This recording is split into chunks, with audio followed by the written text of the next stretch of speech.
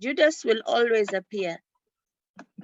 In a long time back, I wrote a small blog on this topic in my LinkedIn profile. It is the reality in dealing with team members. I truly value the concept of team building and extremely passionate about it. I talk about it all the time and keep sharing the lessons I have learned over the years. Of the lessons that took me too long to appreciate is this of betrayal and enmity. It is to me the most emotional and painful of all the lessons one can learn as far as team development is concerned. It took me too long to admit its practicality until I was hit very hard. I had lived in that people don't have to be enemies. I cheated myself that I had none until it dawned on me that my name was actually on some people's lists for their own reasons. Truth be told, I believe that people are generally good and will hardly injure you for the sake of it. But I was wrong. Today I know better, more so in business. As Trump says, animals kill for food, but people will kill you for sport. That is, they will kill you just for fun. Ignorance is the greatest liability of mankind. My biggest weakness has been the tendency to trust people for their word, believing that people are always what they claim to be and will do what they promise to do. It is not wise. I still plead guilty of the same, despite having learned my lessons the hard way.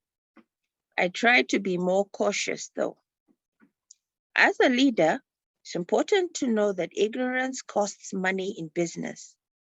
It is worse when you are just starting out. Many will want to take advantage of you. An ignorant leader is the greatest liability for his team. It is good to be positive and to expect only good from people, but it is realistic to also be a little cautious and put appropriate measures. Why? Because Judas will always appear. Some people will always think you have something that belongs to them, that you owe them something. That would include your position, skill, talent, etc. They will think that you are less deserving than them. Some strifes are purely due to unholy jealousy, others due to unhealthy competitive mindset. But others are even too difficult to explain. Judas betrayed the Lord for various reasons, personal reasons better known to himself. We can only speculate. And that is the way it is in life. Judas had his own reasons. It is more real in business world than in other environments, or so I believe. As a leader, part of your task is to identify and manage Judas, failure of which you will not succeed much. When it comes to building a team, making your own symphony orchestra, it is better to learn how to handle Judas than how to avoid him. For sure, he will always be there.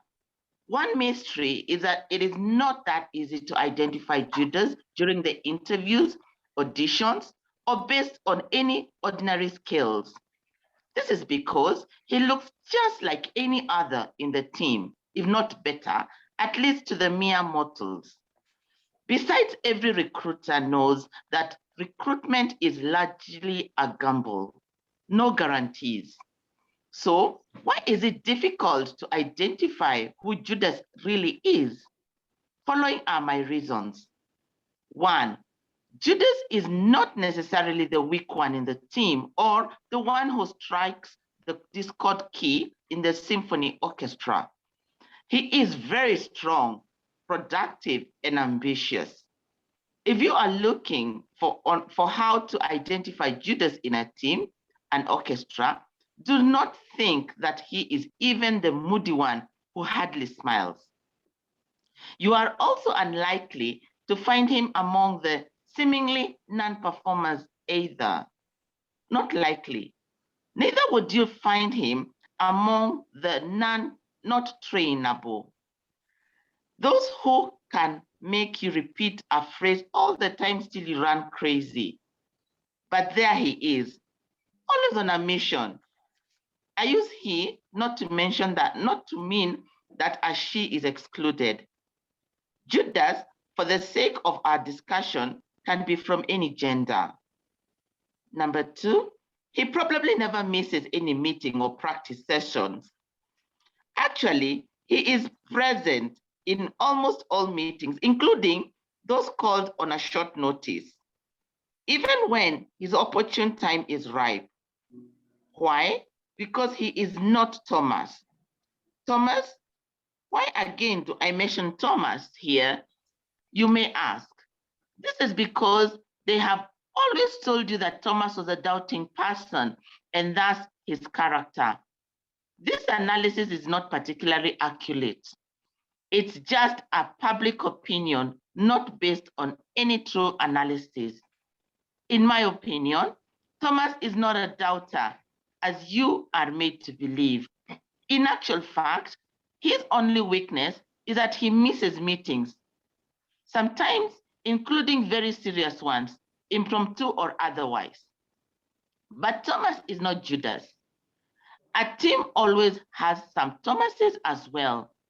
In this fast-paced world, things can happen pretty fast, even in his absence. In this case, he justifiably doubts whether it is true until he proves it. Thomas works on facts and always wants to protect his name. It is costlier to have Judases in your team than to have Thomases. That is my understanding so far. Thus, Judases will be present because he has to get information. Information helps him to keep on track in his schemes.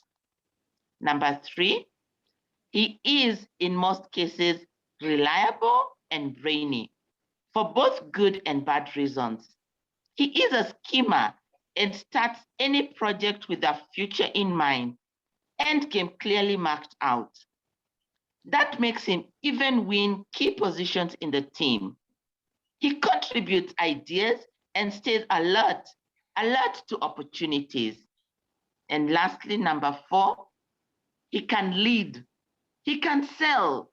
He is able to seize the moment and identify new horizons.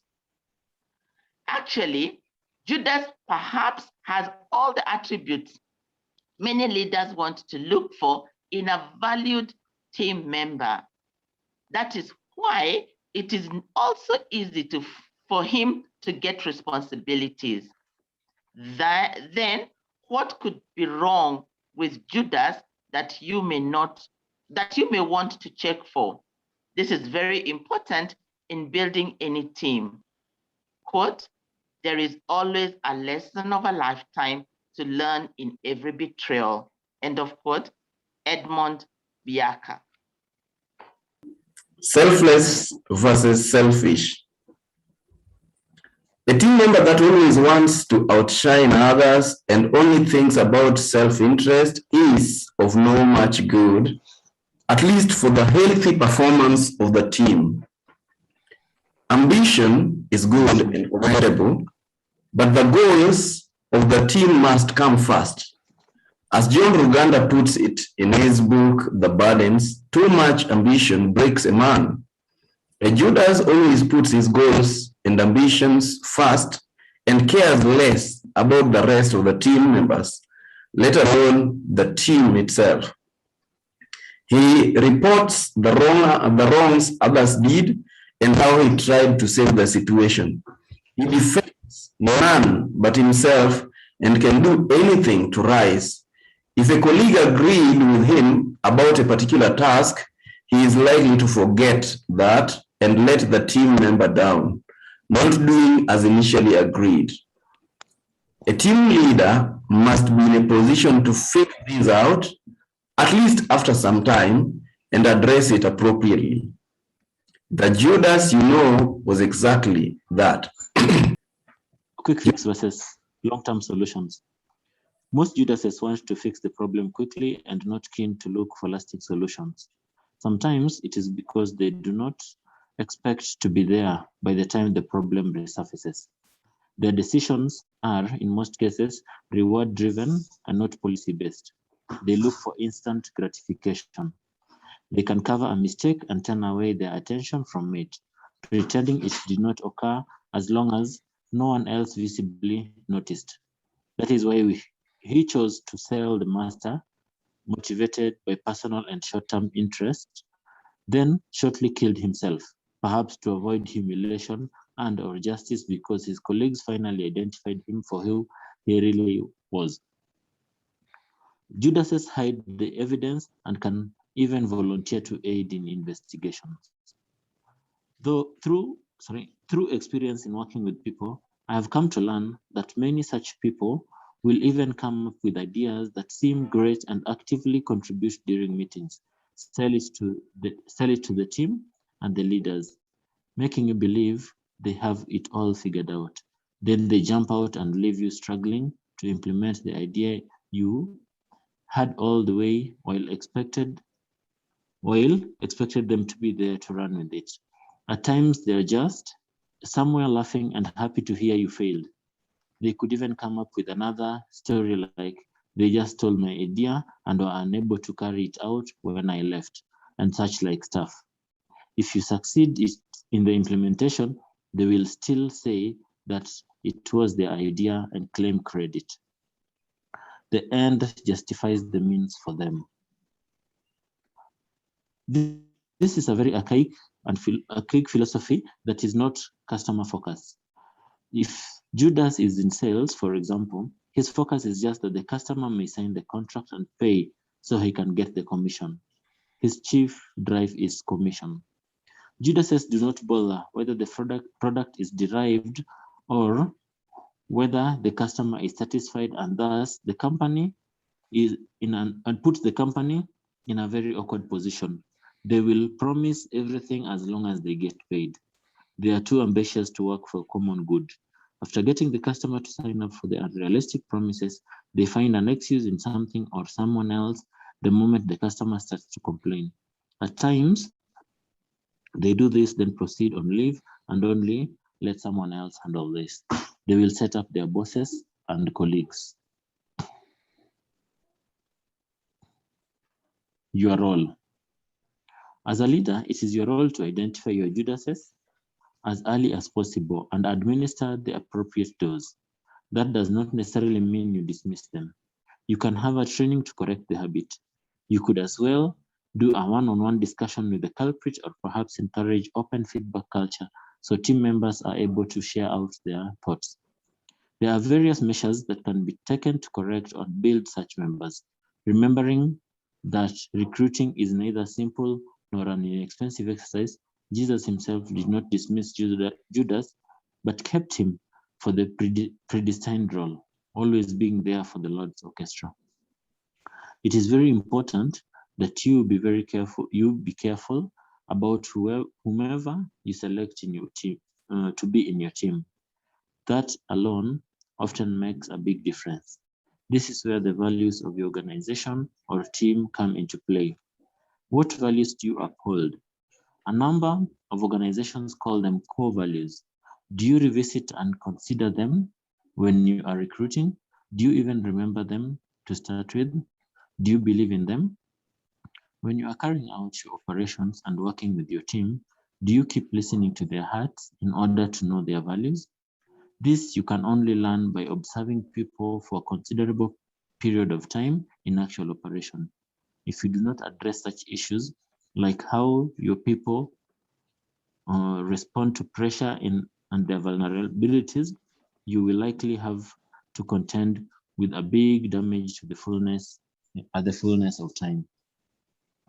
It is unfortunate that many leaders do not seem to remember the core values of their own organizations. Values are meant to guide the culture and to help in decision making. Where values are not set, there are no standards, there's no way to keep checks and balances.